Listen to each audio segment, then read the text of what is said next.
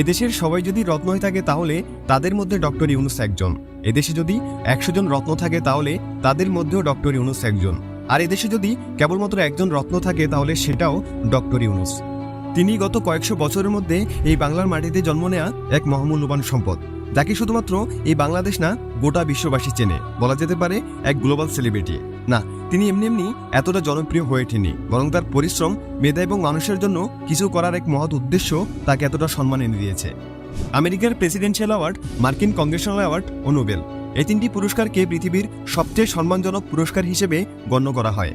আর এখন পর্যন্ত ইতিহাসে এই তিনটি পুরস্কারের সবগুলোই পেয়েছে এমন মানুষের সংখ্যা মাত্র 12 জন। আর এই 12 জনের মধ্যেও তুমি খুঁজে পাবে ডক্টর মোহাম্মদ ইউনূসের নামটি।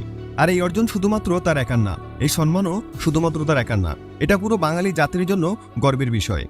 If you lift a finger, you can touch hundreds of problems right around you. And that's exciting for a young person to look at those problems and see what I can do about it.